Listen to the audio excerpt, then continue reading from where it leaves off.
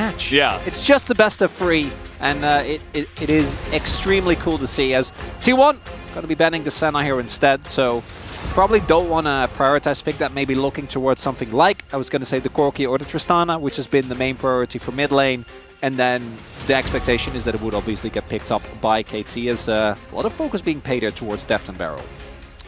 It's probably a good idea. I mean, as you mentioned, even with Barrel having, you know, some medical issues at the moment and probably in a bit of pain, he's still playing really well on the stage. So that's kind of scary, as we do see the Kalista and the Rumble also taken off the board. AD carries really are something on this patch. Tristana would be my expected final ban, because otherwise I'm pretty sure that T1 is just going to snap lock that one in, but that does keep the Nidalee up. It is going to be the Tristana taken away. With Corki and Tristana both banned, I do think the Nidalee loses a little bit of value, but we've seen a lot of teams go for a Hui, so you still have a lot of pressure in terms of ranged damage, but it does make the 2v2 a lot weaker. Yeah, it absolutely does, and they're not going to pick jungle here. They're just going to take the Skarner. The Rumble already taken away. We have seen Cassante be the very common answer nowadays to the Skarner, especially when the Rumble is off the board. So, I mean, perfect. He plays a good Cassante. I feel like it's a very strong lock-in. Don't necessarily have to pick it here, but maybe want to keeping some stuff secret, as they will go ahead and lock in the Cassante. And what are we going to see other than that? We did see a very high priority on Ezreal just yesterday from the Kwangdong Freaks, even first picking it on blue side. And they're going to lock it in. Definitely one of the strongest AD carries in the current meta, but not so strong that it's banned every single game. Once upon a time, a hover of Zeri would have led to collective groans from a T1 audience, but I do think that they've been getting a little bit better at playing around it. Two very different approaches, as Guma obviously does love the Raven. My expectation is that they're just going to play for Zeri. Does have all-in pressure on Ezreal if he ever ease forward in a way that he shouldn't. Outside of that, obviously hard to lock him down, as it's going to just be the Azir here, which that is the one that catches me off guard a little bit. BDD should be happy to go towards a Yone, even though I think his individual performance wasn't necessarily that good. I like the Taliyah area because it both works well into the Azir, but you can still flex. So maybe you can draw another ban. This could, of course, also be a jungler. Yeah, I feel like that's a pretty good position to take that Taliyah and essentially just have all the control moving into your R4 pick, and can even hold on to, you know, counter pick for the support role, just to see what that bottom lane is going to look like exactly. They're going to take Sejuani off the board here. Will we see any looks at the Nautilus? I wouldn't be even surprised if KT want to run like an Ezreal Nautilus lane just to deal with the Zeri, and even just for very reliable lockdown. But the Vi also going to be banned, so maybe they take the Nautilus off the board too. Are obviously also some fringe cases here where you can even rotate Ezreal mid and then go for the Taliyah jungle, as mentioned before, but I don't think KT should go that far. Just try and run something that's consistent. The Leona is the obvious R4 pick here. Does have, as you point out, not the same amount of guaranteed lockdown against the Zeri that Nautilus would, but I do think the Ezreal Leona is obviously a really strong lane. My guess would be that that's what they're going to go towards. We'll see. Nautilus wouldn't surprise either, and instead, it's looking to be a Barrel last pick here, with Pioshik locking in the lead. Yeah, this is what I was saying before. You can hold on to counter pick once you see what the bottom lane is, but as you were mentioning, this does leave, you know, a lot of strength. It leaves the Leona available, leaves the Nautilus available. Maybe they say, okay, we'll just take one of those. There's a lot of things left in the support role, so we'll just let you take the Leona, and Barrel can play whatever once he knows exactly what the lane is going to look like. So they get that powerful Leona on the side of T1 with the Zeri-Leona combo, as now we're going to see the mid laner, or rather the jungler, for the side of T1 looking like a Nidalee for now, and there it is. Not surprising, not the best Nidalee draft with Azir in the mid lane. That obviously is a little awkward as your double AP, but you do have the setup with the Leona, with the Skarner, to at least have some spears. I think it's an amazing Nidalee draft, but I don't think it is the worst either. And again, T1 does love playing aggressive, and Nidalee slots into that game plan. As I really like the KT comp. I think the Lee is the only oddball out here, where Pioshik I think his main job is going to be just get you to the point of the game where you can rely on your extremely solid front line. And if you're in a front to back, maybe KT can stand up, but they do going to have to get through the lanes. And that's where I think things aren't looking too bad realistically, right? You should have a lot of lane pressure in bot with how strong Ezreal is, outside of the first few levels because of Alistar's weak level 1. And then both in mid and top, I definitely think that it is playable. We'll see if KT can actually utilize that, because if you do start losing lanes and Oner just gets to invade Pioshik and the Lee is set behind and you get out-tempoed, things get very ugly very quickly. It's very true. I think, you know, in this meta where the junglers really matter a whole lot, T1, I wouldn't be surprised if they try to make that a possibility and really try to put a lot of pressure on these lanes. We see the Alistar into Leona very often. We even saw an Ezreal Alistar lane getting some early tempo against a Leona lane just because the Ezreal is strong at the moment and the Alistar can deal with the Leona even at level 1, as we're getting a very close look at these compositions now. I like what KT have drafted here. I think that it's not too complicated. It's a relatively straightforward draft, and that's what you need when you're struggling as much as they are. Well, let's see how this first match is going to go on game number 1, T1 versus KT Rolster, as we hop onto the Rift.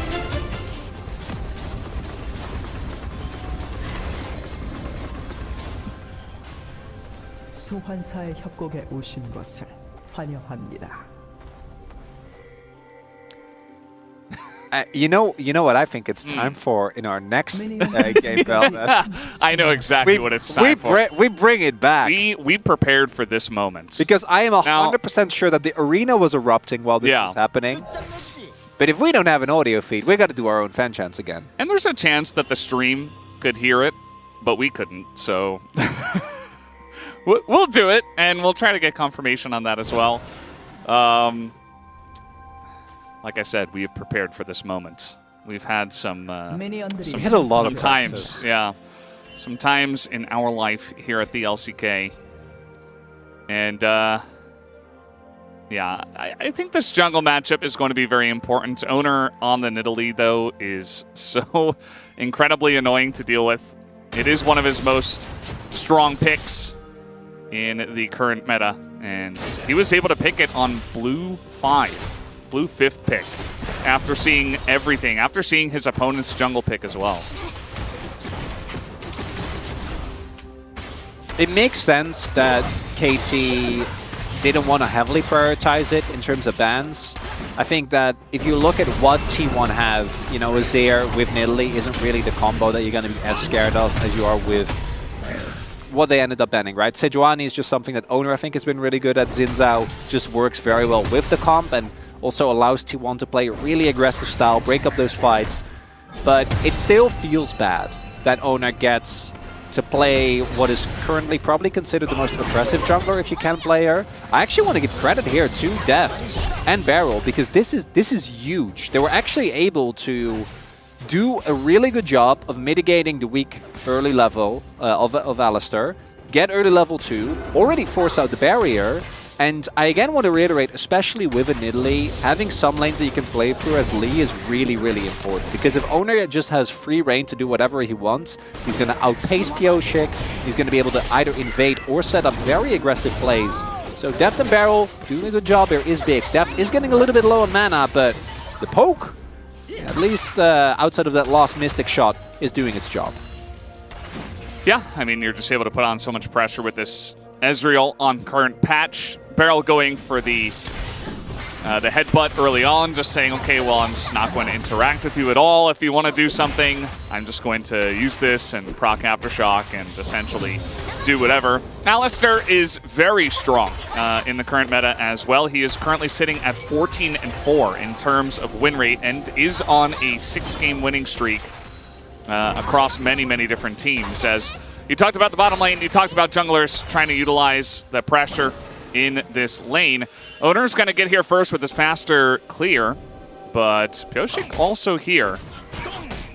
Trying to make a play here for the Skull Crab. Well, the spear is going to land, and now a chance to smite it. Yeah, Oner's going to get that smite down, as the knockback also going to miss. As they do engage on a Keria, but that is a Leona. Barrel! The flash over the wall as Barrel makes the play! And first blood goes to KT. Faker isolated and will go down. It's 2 kills to KT early on in this game.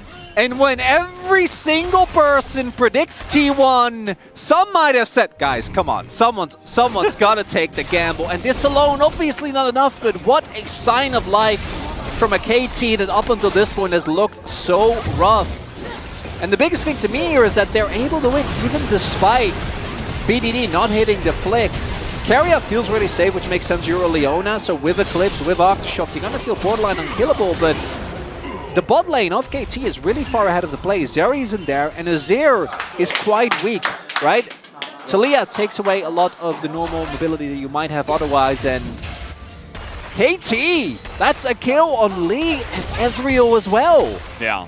No, it's insane, and I really liked how KT were all in together on that play. Speaking of which, we got a nice little pulverize on it too. If he lands the stun, yeah, that's the barrier utilized from Guma. He knows he's under a bit of pressure here, especially with BDD down in the bottom lane. There's no flash for Keria, but he will just walk away from that one, utilizing very well the walk strategy just to survive.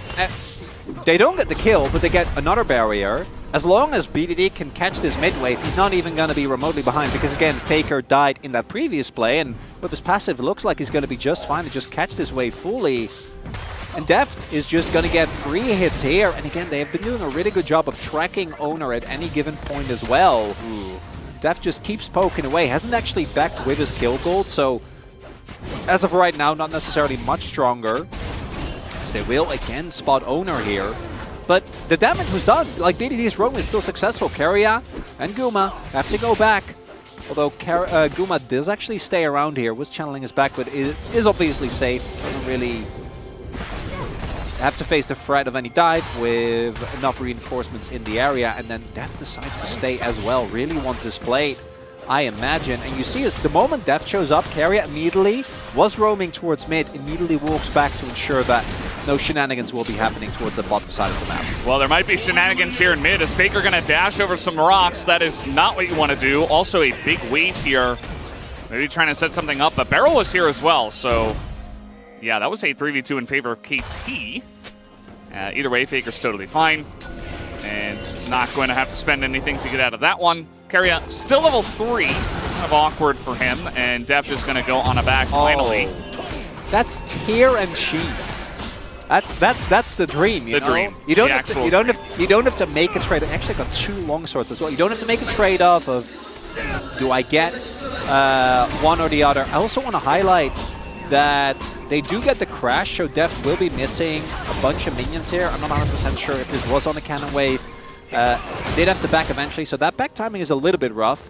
It's also, I think, the reason why we see that Guma is sitting on more XP, as well as the fact that Keria obviously has been roaming around a little bit more. Barrel gets Swifties on his first back. And Barrel, his performance on the Alistar, obviously, like when Barrel was peak Barrel, is still some of the best support play I've seen. Yeah. And thus far in this game, he's making his presence shown, and particularly given the fact that he's dealing with medical issues right now, that's extremely impressive. I am kind of surprised that T1 did give Barrel the actual perfect Alistar spot. Yeah. With it being Barrel and Alistar in current meta. He's good. It's kind of insane. Everything just synergizes so well. Like, if you're a KT fan, if you're a Barrel fan, you are just loving your life right now. Because it's a great shout out. I mean, it was 2019, right? Where Dom1 Gaming at the time went over and Barrel just put on such an amazing performance. And then eventually, the following year, they were able to also go ahead and win the entire championship. So the guy's pretty good on the champ. And especially with a lead here. I mean, you're just going to have the Alistar around the map. He's going to be making plays. He's already made a lot of plays.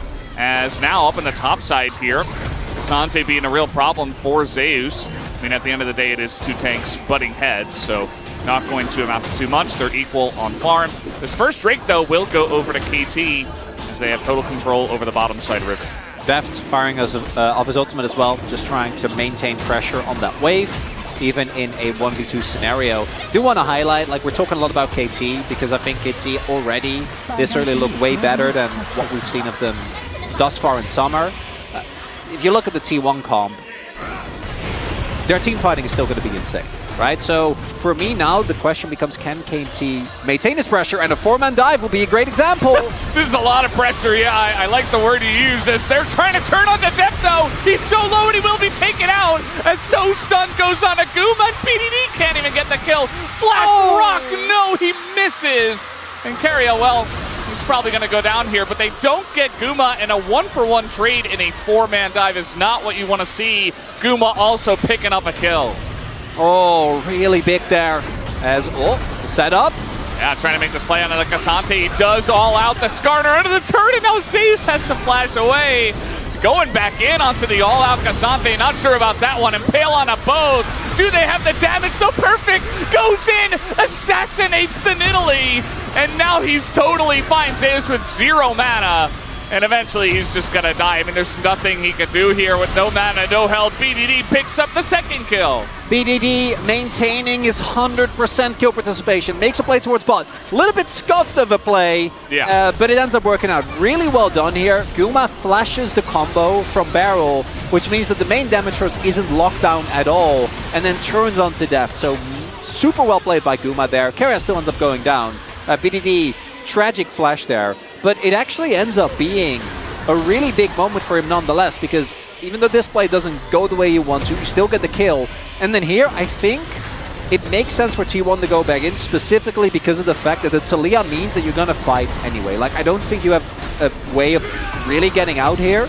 The moment that TP comes through, you know that the wall is going to follow. So I understand Oner and Zeus trying, but there was a miscommunication there as well, right? Because I think Zeus, you saw him go for the impale, whereas we already saw Oner walk out. So if they go one way or another, maybe it works. Maybe you at least trade 1 for 2. Maybe you just sacrifice one person and you make it out, but instead neither happens. And now KT building themselves up to a 2K gold lead here. And this first game, very different from what we expect in the best of ways, Veldes. Absolutely. I mean, this is making this an interesting matchup. I was worried that we were just going to have, it's T1 home ground. They're going to come in. They're going to stomp. It's going to be a 2-0. That's no fun, right? For Saturday Showdown, we need to have a competitive back-and-forth match. KT, shout-outs to them. They're making it so. And 2,000 gold lead, as you mentioned, here in 11 minutes. They're getting all the objectives as well. We're having the audio put in from the T1 home ground, so you know the cheerleaders are going in and the fans are chanting, trying to get T1 back on the horse here. But at this moment in time, KT, they've risen to the challenge. You know, today's the big day. They've had a really rough couple of weeks, 3.5 weeks, you could say, or I guess 2.5 weeks at this point, and just trying to get their first big win here against T1 after they got their first win. I'm just saying, Veldes, KT Challengers did beat T1 Challengers in this very arena today. That missed his Mystic shot on the cannon. I tried to ignore it. I saw you were looking away from the monitor at me, so yeah, trying to save yourself, but I couldn't be saved. Thanks, Jonas. Sorry. No, I'm glad we're pointing it out. Because again, that's okay, and that happens to everyone. Recalibrate, okay. Just a couple of skill shots, going a little bit wide here consecutively. Yeah. But no, we saw KT, who is of course currently reigning champion of Challengers, has been not having as dominant of a split as they did last time around, but still looking really good, beating T1 CL today here in this very arena, which I also love that they also include the baby team, you know? Bruh. Perfect. I thought that maybe the pressure of playing in this arena would get him. So far, he's looking great. Yeah, no, he's looking almost better than he normally looks. So I don't know what Hirai said to them before the match, but maybe he's got that dog in him, you know? It's like, this crowd, it makes me play better. Watch me.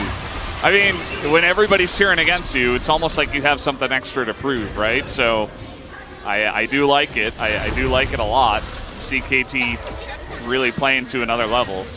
And yeah, it's a good point. You know, KT Challengers were the big expected winner in that Challenger matchup, and they did win. It was they did lose game one. It was Yeah. they did have to fight for it a little bit. Maybe that happens here. T1 the expected winner in this matchup. They lose game one, come back and win the series. Could happen. That I'd sign up for that though. That's still I could already call this a win for KT as long as nothing colossally rough happens. With there's one unfortunate loss for KT Again? already. It's that Ox wasn't paying attention. And we do have a Chemtech Soul. You know that the bottom right of that gold graph looks like a cityscape. Yeah, it does. With like a sunrise. Looks really cool. That's cool. Yeah, love the grading. Yeah. Right. Yeah. The gradation. Gradients. Gradients. Yeah, that's probably right. Yeah. Pretty big fan. And we're talking a lot about KT because I also have to be completely honest. I am also very worried that there's going to be a point where T1 take control and that'll just be the end of it for the rest of the series. As that we are going in on Alistair. Yeah, they're trying to engage. I mean, Solar Flare thrown into Barrel, really? I mean, you trade ult for ult. I guess. Get some pressure towards the bot side turret. It's still Alistair. Like, why? Yeah, but if you get a turret for it, I do think that it is worth, right? Like, it's a heavy investment. But I don't think they will. Perfect's able to just make this happen, and I imagine they know that the Herald is being taken towards the top side of the map and want to try and go for a cross map. Well, they're going to try now. Flash for flash. Just now even Oner's going in there. I don't know what Barrel said to these guys, but they're really trying desperately to capitalize on this Alistair with his ult down. Zeus is having a lot of trouble dealing with BDD on the turret right now, and BDD actually going to wall on in. He wants more. He wants the kill. But he cuts it short and jumps off the wall a little bit early, so maybe not wanting to over-push for that. Yeah, don't be distracted by what looked like obviously a lot invested into trying to kill Barrow and being unsuccessful. The play still worked. The 2-gate gold deficit has now been brought down to a 1-gate gold deficit. Getting that first turn bot, I think, is quite big. And what KT got back is... well, Zeus didn't even have to flash, right? Didn't end up going down. BDD investing a lot of time. They got the Herald. So they might be able to get the mid lane here, which obviously is going to be good as Deft. He's going to Arcane Shift in, and now here comes Skarner out of the shadows from below. And that was really scary. I love the toggle of the vision there. And he is just going to be able to get away. And it doesn't have to flash or anything like that, so totally fine, but a little bit scary. One really cool development that we've been seeing is the Liandry's first buy and the changes in Nidalee builds, because initially it was always Lichbane into Liandry's. That was the build we saw first at MSI, and then now we've swapped generally to going Lichbane and then Horizon Focus, so like really, really heavily opting into just, I throw spears. That's my job. That's all I care about. Liandry's into sorry, yeah, Focus? Liandry's into Horizon Focus, yeah. The main thing for KT now is to not give T1 an opening. One of the things that T1 have become known for is the ability to find uncannily good team fights from a deficit. This deficit isn't even that big, and it's exactly these type of positions. But you do see KT, they actually read this pretty well, right? They're very aware that T1's going to be looking to collapse, and Barrel, he's Deft's bouncer. Yeah, they're doing a good job of trying to get this mid-tier 1. They're not going to quite get it. You see it's living on like 50 HP at this point in time. But Def going to keep up the pressure. That's basically his job, to sit in mid, try to take 1v1s against Guma, and essentially abuse the strength of Ezreal in this moment in time in the meta before the Zeri gets too insane. Barrel up in the top lane, trying to make a play here alongside of BDD. But Faker playing pretty safe in terms of his positioning. He's playing very away from those brushes, so not going to hit any danger zones at that top lane. He already was able to push out the wave, so there's not really a reason for him to walk up there unless they wanted to make a play on BDD, but not going to be the case. BDD also going to be backing here. And these turrets do have to start going down if KT wants to maintain map control. As mentioned, if this was an Infernal, if this was a Hextech like Hextech Ezreal Talia, that would have been really good for KT. Cassante is definitely still going to enjoy the powers of a M-Tech Soul, but outside of that, might be a little bit rough, as we do see the mid lane turret now full, so that's a big win for KT. Will, again, build up that gold lead a little bit. I don't know if T1 is going to be interested in actually contesting this dragon, though. There's a lot of pressure on Perfect, but they do know this is happening. Yeah, they really want to turn this around. Do KT, the all-out goes in on Oner. They're going very deep for this one. Perfect getting very hypey with it, and now Barrel in a little bit of trouble. He's going to have to go to the Unbreakable Will as they overcommit to that one. Not expecting as many members of T1 to be there, but the entire team did rotate up to the top side, including that TP from Zeus to make that play happen. KT read the play, think that they have the numbers advantage. T1 is being a little bit slow with setting it up, but just Perfect and Barrel isn't enough damage. If Deft hits his ultimate there, which wasn't his fault, right? Like, it was just the angle of being dragged by Perfect that didn't allow him to hit it. That maybe could have been a difference, but they didn't have enough members. Now the gold's going to be basically even. Yes, KT will get this dragon, but it really does feel like they could have probably done that and just have Perfect leave the top half of the map and not give over the kill. Yeah. Because instead, you invest the teleport, Look at that trying heal. to salvage the play. The heal is so chunky, man. It's like almost 300. And he went so all out onto the Nidalee, it's like, well, now you're just out of position into multiple members. So we're getting a deep look into the mind and the life of Barrel. It's just a cow eating some fruit. That got soul point, but the gold's now going to be even. And T1, there is a Baron on the map. So we got a tiny little blue blip there. Just a little one. Yeah. But you have double Leandries and you have Zeri. So if they get any time alone with this, it's going to go down in seconds. TP is down for BDD as well. Obviously can rotate very quickly, but I like this. Oh, the play on a Faker is huge. Will he die, though? He just flashes and he dashes away. He's totally fine. Meanwhile, Keria and Guma, I think we're doing some damage to Barrel there, but he is Alistair with a Celestial opposition, so he doesn't take much damage. But yeah, Faker does have to flash away from that one, trading with Pyoshik. Do you think that's still a win for KT? Looking for these practice plays, definitely a good call as Keria? Yeah, he's going in. I mean, he can't get out at this point, so just trying to open it up for Guma, but down will go Keria. Now Guma's got to run away. So that's a pick onto the support here of T1. Keria, second time in a row where he feels very safe, goes back to the playing river as well, and just ends up getting blown up. Again, Barrel making sure that Deft is fine, keeping Guma out of the equation there. As long as KT can keep these aggressive plays up, because T1, again, their team fighting from behind is something that they've relied on in their Worlds run last year. We've seen them do it plenty of times in the LCK this time around as well. Faker not having Flash, I think, is quite big. Keria not having Flash. Those are big wins for KT if they can actually capitalize on it. As Faker just walks a little bit too close, nicely done. And even with the combo, there just isn't enough damage, right? Pyoshik isn't necessarily strong enough to chew through Faker in that short amount of time. And then here, especially against Talia, I don't think you can walk off like that, even on the Leona. Gumayusi doesn't actually get to take down Barrel. I thought for a second that maybe KT were really going to take the gamble and start Mash, but I don't think that they're at the point in the game where that is a necessary risk. Yeah. They had taken a lot of damage. I mean, you could say, okay, well, Zerial's down, Faker was really low, and they got Keria, so might have been an angle, but yeah, just not going to take the risk, as you mentioned, still very early on in the game in terms of taking Barons. Although, I'm sure T1 wouldn't mind if they get some control to Look at that Baron. river control. Yeah. Get 3 control wards. Pretty good. River already. not 4. bad. Sorry, Oh, yeah, 4. One's in the mid lane brush. So pretty much every brush in the Oh, the river. Faker ward. Item bush will get cleared out as well. Faker currently on top of the gold, actually. And, you know, only has the 1 kill, but just farming really well, has a bounty right now. Yeah, local gold as well from the turret in bot. So definitely quite big. Looking to get to his third item spike. Also see the Horizon now done for Oner.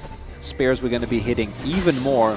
And I gotta say, Barrel isn't really as well suited, I think, as I think Leona in particular. Like just pressing W means that it's good. You have Perfect, you can take Spears and not be too bothered, especially if he ends up going, we'll go Jaxio's next, but if he ends up going for Koenig Rooker, you can really take those.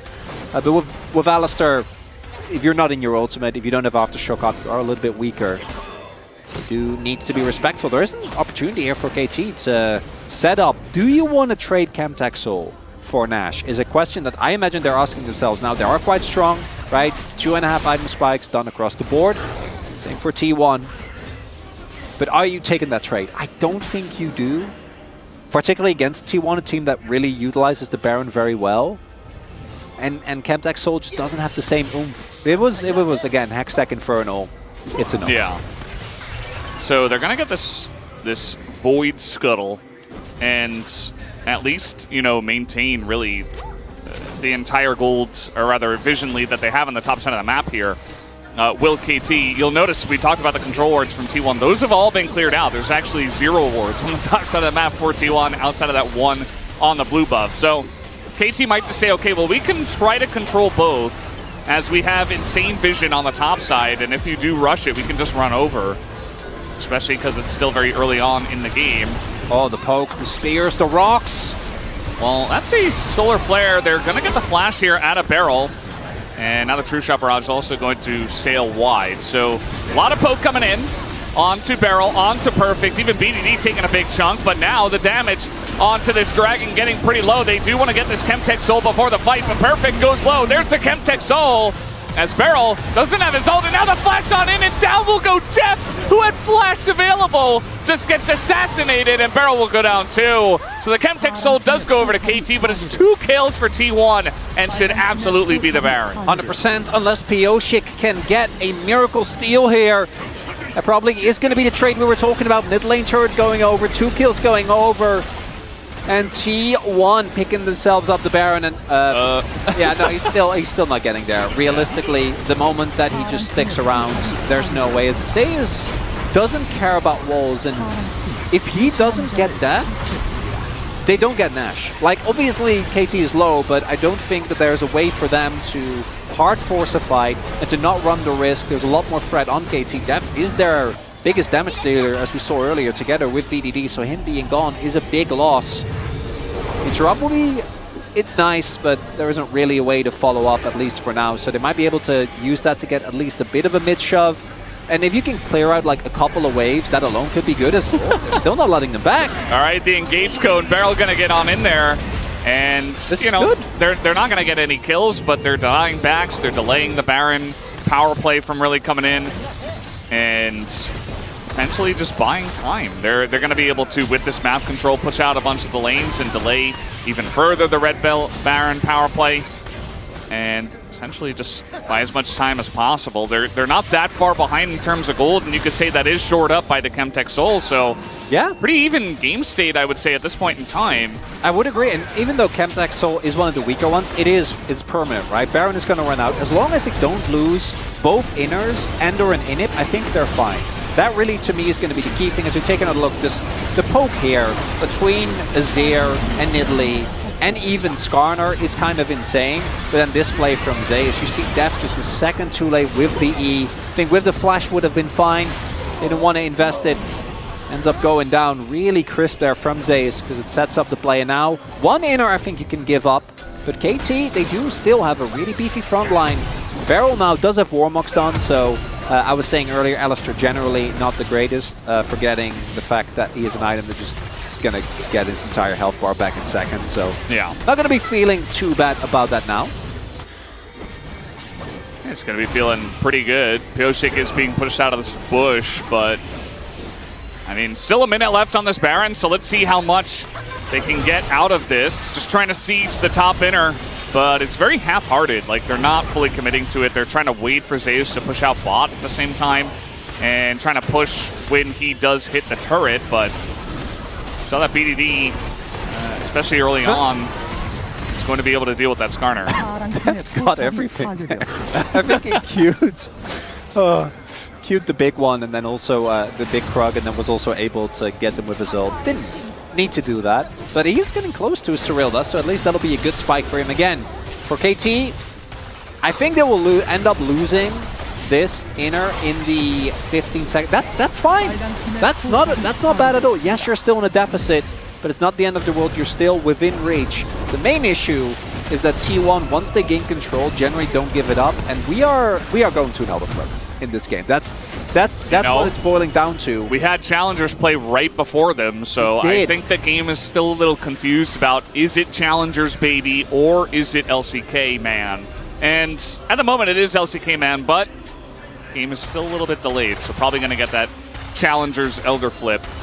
And yeah, the game is in a very even spot. T1 have the extra gold, KT have the Dragon Soul. So really, I think it's just going to come down to the execution in the team fight when we do get to that big objective later on in the game. So, you know, the teams are going to try to set up macro control. They're going to try to set up as well as they possibly can for that team fight to help themselves out. But when push comes to shove, whoever gets that Elder in 2 minutes, probably going to end up running away with a big lead and potentially the game. I feel like the most important summoner in this game is going to be Barrel's Flash, because Barrel is the only way that KT have to really get great snap engages, and they're going to need one, because what's going to happen most likely is that both teams are going to hold off on making any really big plays up until, as you can see now, like, backs are coming in, right? They're all going to go back, they're going to try and pick up as much vision as possible as red wards in the inventories of T1, and then for T1, the slower the better. If they can set up shop like 45 seconds before Elder spawn and just keep chipping away, right? You have Zeri W, you have Faker. This ward isn't dying. Yeah, no, they really do have to take that down. That's a big problem. I mean, they will find it. They haven't stepped in that bush. They've had 3 people walk by it so many times. Even the plant missed it. And, I mean, eventually you run through that bush to get to Elder, right? Well, otherwise, Zeus gets TP. just gets the freest TP ward in the game. Like, oh, especially a Skarner. Yeah. With the Impale, that's a lot of value. They might be looking for a collapse onto him here, though. Yeah, the timing of this is pretty good. I mean, 30 seconds until the Drake even spawns as, uh-oh, he's going to get knocked by the wall. That's the teleport down. And Zeus is like, well, I guess I'm dead. He is. Let's see how long this does take. I mean, if it takes 30 seconds, maybe T1 just go for the Elder, though. He is Scar. Oh, look at that. KT are realizing, like, we don't have the time for this. Well, I think they do. I think they could have killed him. Well, they're just going to let him go. Now, they did get the teleport out of Zeus, so now Zeus doesn't have teleport, has to run towards this. And they're going to teleport VDD into the fight early. So KT should have control over this area early on in terms of vision. All right. Oh, perfect. They're not even going to catch the bot wave. Like, that turret might legitimately fall on the next crash. They know they have to play for this objective. They're not giving T1 time. Zeus made his way back. Def just ate a spear. And that's a problem. I mean, that's the worst target out of everyone for them. Yeah, it's perfect for Oner to hit that onto him, as now it's just going to come down to a straight-up Elder flip. Macro out the window. Keep him out. This is just what they're going for. Look at Perfect's health bar. They're just going to impale Deftin again as he doesn't use Flash again. And Pyosik is not going to be able to get it. This game is over. Everybody on the side of KT just going to be isolated and ripped apart as T1, they get the Elder, they get the fight. They will get game number 1. It is not Challengers, baby. It's just LCK. As KT, they get close, but that fight, basically everything went wrong. Def eats a spear, gets Impale, Pyosik doesn't get the flip, Perfect goes down before the fight has well and truly began. It is going to be T1 going up for a much better showing, but game 1 still going.